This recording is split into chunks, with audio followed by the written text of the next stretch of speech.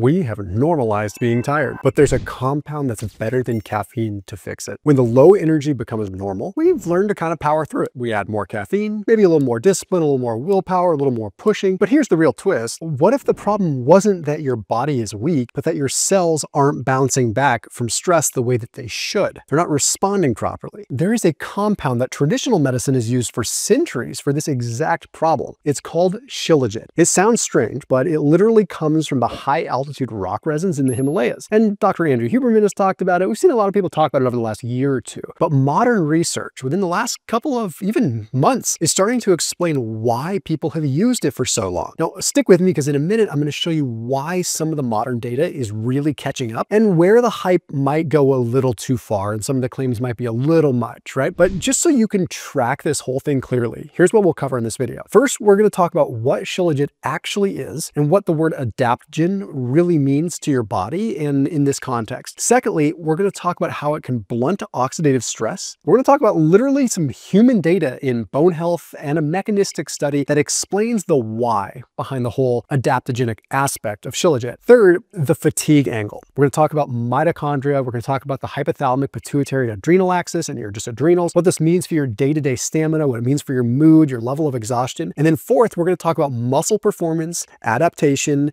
and all kinds of things that have to do in that vein. There's a controlled trial on strength maintenance and a human transcriptome study that points to tissue remodeling, shows that might actually work for building more muscle. And then we'll wrap it up with practical takeaways and a quick caution that most people miss that you need to know about Shilajit. And just so you're listening for it, I'm also going to flag a spot where Shilajit combined with CoQ10 might be a 1-2 combo for energy, but only under a very specific condition, not something you always want to combine. So there's some things you need to know though. This stuff does not taste good. In a strange way, it's almost like a rite of passage. It's how you know it works. So let's go ahead and get into it. So let's get into this and how it can help you, because I think it could be a real big game changer for just that general fatigue and malaise that you feel, especially after like 1 or 2 p.m. when you don't want to have caffeine. I put a link down below for a place where I get my groceries. It's called Thrive Market. They do happen to carry Shilajit as well. Again, I have no fiduciary relationship with any Shilajit company. I just know that Thrive carries a few brands, but they're a grocery store. So you can get all your groceries and you get 30% off your entire first grocery order. And their focus is ingredient quality. So brands that they have in on their shelves, so to speak, have been vetted. They go through a process where they make sure there's no added preservatives, no weird things. So that's what makes Thrive great, is the products you're getting are good. And you're not getting one thing. I'm not just saying, hey, go buy this product because a brand paid me to talk about it. Thrive Market's a grocery store. It makes it easy. So if there's things you like, get them. If there's things you don't like, you can skip them. But point is, you get 30% off your grocery order, and they have Shilajit, which makes sense because we're talking about it in today's video. So that link is down below, 30% off plus a free $60 gift. First things first, what is an adaptogen? Scientifically, it's a non-toxic compound that restores homeostasis under stress, meaning physical, psychological, metabolic. Basically, it modulates stress pathways rather than forcing a single direction. So it forces adaptability. Simply put, adaptogens help you bend and flex instead of break. So that means that the effects can look different from person to person because your bend and flex point isn't the same as mine. That's what makes them unique. Like, you can grow and improve in areas you might need.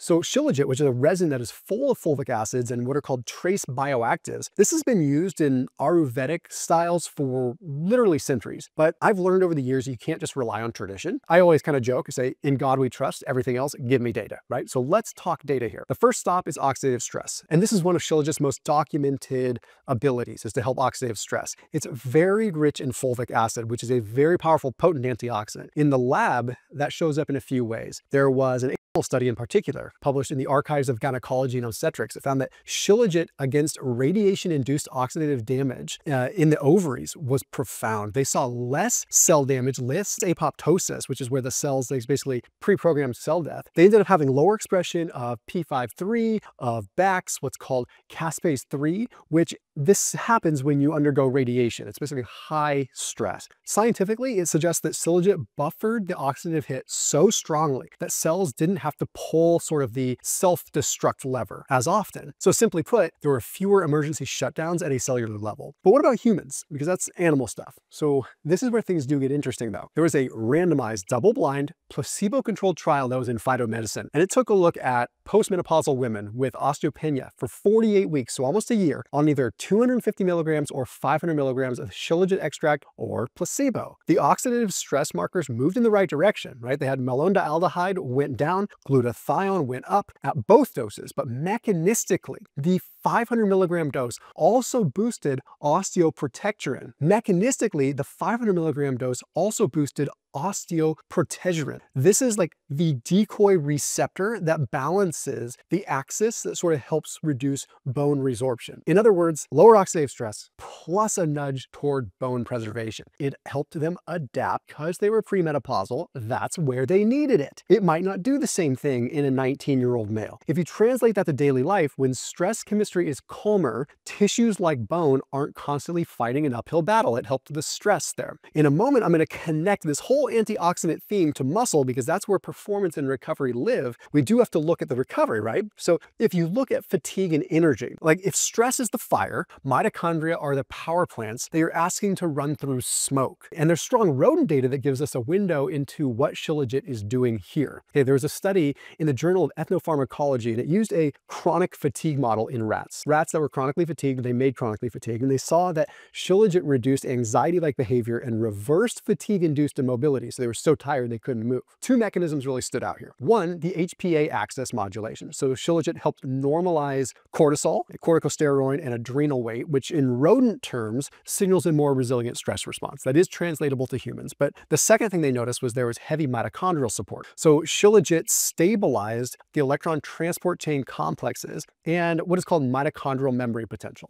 So it improved antioxidant defenses. So it upregulated superoxide dismutase, it upregulated catalase. It made it more defensive. It was able to protect better. And scientifically, that reads like restoring ATP machinery and sort of reducing the oxidative stress, the stress drag that slows it down. So better power output and less smoke for the mitochondria to deal with. But there's a cool study that showed what happened when Shilajit and coenzyme Q10 were combined. As a matter of fact, like Shilajit seems to kind of morph itself. And in this particular study, it looked a lot like CoQ10 when it came down to preserving energy. So there's some evidence that stacking CoQ10 and Shilajit together could be like off the charts powerful. But there's a catch. In Pharmacology Online, they had rats do a forced swim test. Can't do that with humans, okay? It's questionable anyway. Like they basically force rats to swim until they can't swim anymore. Okay, so they gave them coenzyme Q10, they gave them Shilajit, or they gave them both, or neither. The Shilajit alone blunted the ATP drop in muscle and brain. Okay, then there was what is called IMP, which is a marker of energy depletion. This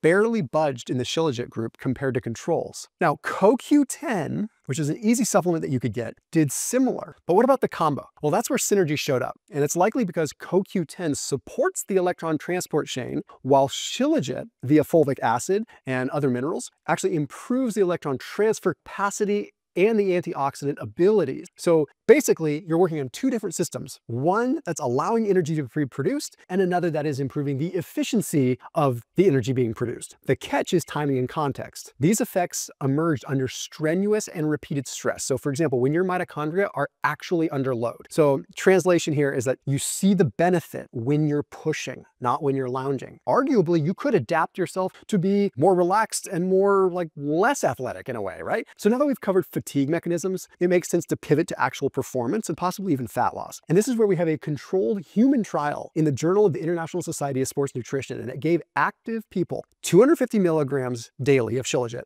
or 500 milligrams daily or placebo for 8 weeks. So they measured maximal voluntary isometric contraction. So they ran fatiguing just leg extension protocols, and they tracked serum hydroxyproline as sort of a proxy for how much connective tissue they broke down. So after the intervention, the high-dose Shilajit group showed a significantly smaller drop in post-fatigue. Basically, after the intervention, the high-dose group, the high 500 milligram group, had a significantly smaller drop in that post-fatigue, about 8.9% compared to 16 to 17% in placebo, and also in the low dose, really. And hydroxyproline was also lower in the high-dose group. What this means is that there is better strength maintenance under fatigue and potentially less collagen breakdown stress. So this is huge because, simply put, the legs held onto more force when they were supposed to quit. which lines up exactly with the rodent model study we saw earlier. And I'll connect this to the gene level story because it hints at why some people feel like springier when they take Shilajit after a training block. They actually feel more, they've got more oomph and more explosiveness to their performance. When it comes to muscle adaptation, there was a study in the Journal of Medicinal Food, and this one just looked at 250 milligrams a day of Shilajit for 8 weeks, and this was in overweight, like metabolically unhealthy people. And then they also layered in 4 weeks of exercise. Then they did muscle biopsies, where they actually took a chunk of their muscle and looked at what happened. And they saw that there was an upregulation of a cluster of what are called extracellular matrix genes. The type of genes isn't important because that would just go into la-la land, but basically, there was a lot of scaffolding and repair genes that were turned on. And when you look at the data, the extracellular matrix is so important here. It transmits force and it allows fibers to align and to remodel. So more favorable, like extracellular matrix signaling could mean better stiffness when you need it and elasticity where you want it, which is so important as we get older and we feel like we're just like losing that edge, right? So tissues that take load could recover and actually organize the proteins more efficiently, which shows up as better performance and ultimately like less of those I feel stiff, my knees feel crunchy kind of days. Like you just feel like you could perform better, ultimately leading to more fat loss. But once again, there's a twist. This was a transcriptome signal, not a direct performance out. So it tells us where we need to look next, like where we need to do more research and possibly have more studies. But with things like this, it's hard to get funding for these kinds of studies, right? It's like it puts a lot of people out of business when things like this work in so many ways. Let's take a step back and let's translate the mechanism so far, okay? Because I want to get into how to use this stuff. So we have oxidative stress reduction. Okay, so you have lower malondialdehyde, higher glutathione. Okay, you have less apoptotic signaling, which means less pre-programmed cell death. Okay, less rust on the system. You have better adrenal function, better hypothalamic pituitary adrenal axis response. You have healthier mitochondria. You have normalized cortisol, corticosterone, and you have more stabilized energy, like electron transport. And you have steadier stress hormones, so ultimately like better cellular fuel output overall. You just feel cleaner, things, and you adapt better. And then from a muscle and performance side, you have smaller strength drops, you have better recovery post-exercise, less post-exercise fatigue, you have better gene signals for repair, you keep your power longer, and your tissues act more youthful under load, which doesn't matter what age you are, you probably want to feel a little younger. Now, real quick, before you go out and just start taking this stuff, because I have taken it before, and I've gone off and on with it, there is a bit of a reality check. Shilajit is an adaptogen. It's not a magic wand. Okay? The strongest mechanistic data comes from rodent models. So we do need to kind of factor that in mind. The human data that we do have is promising in really targeted areas like bone-related, strength maintenance, gene level remodeling, just recovery. It's encouraging, but it's not definitive. So it means like Shilajit is a good amplifier when you also are managing training and diet. So the big catch is you do not take this stuff every day. You take it on the days when you're already feeling good to push it a little harder and get more recovery. It is like a once a week, once every couple weeks on your hardest workouts or your most stressful time that you feel you are actually performing well. Let me kind of paraphrase what that would look like. You get in some altercations, you feel stressed, you got a lot of stuff coming your way, but you see that you are handling it well. And you're like,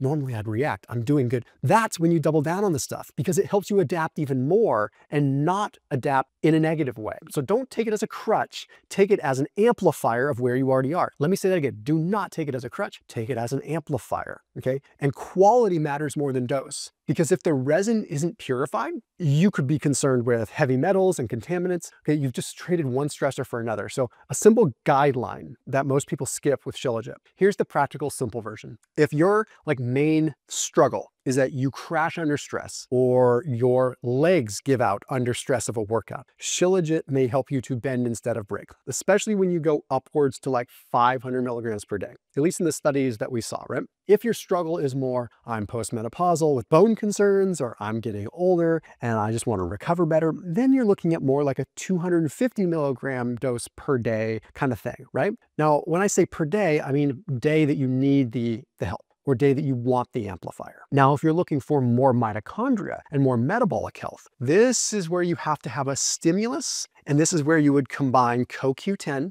about 600 milligrams of coenzyme Q10 along with Shilajit, and it needs to be paired with an intense training stress. The synergy only showed up when the system was pushed, not when it was idle. Don't waste your money. Don't try to improve something that doesn't need improving. So specifically, what we need to know here are two really important things before we close this out. First, it's that adaptogens aren't permanent scaffolding. I can't iterate that enough. You can mess yourself up. They're like a brace or a crutch that you use while you're rebuilding something, or like a crutch to get you a little stronger, or like a mechanical ascender if you're a rock climber, something that's going to help you get up a little bit so you can continue pushing. You keep layering in the fundamentals, you get good sleep, you get the protein that you need, you get the progressive overload, you get the micronutrients. But then another thing is you want to make sure that you're looking for purified, standardized Shilajit. Third-party testing is important. Again, I have no association with a brand. I just know that you need to be able to see like a certificate of analysis and know that it's clean, because this stuff can have heavy metals. So be very, very aware of that. Now, I did a video here that ranks proteins best to worst, the best proteins out there, because this is important. You should know what's good, what's bad, what works, what doesn't work. So this video really breaks down how you can get the right kind of protein for the better recovery you're looking for. It's right here. Check it out. As always, keep it locked here on my channel. I'll see you tomorrow.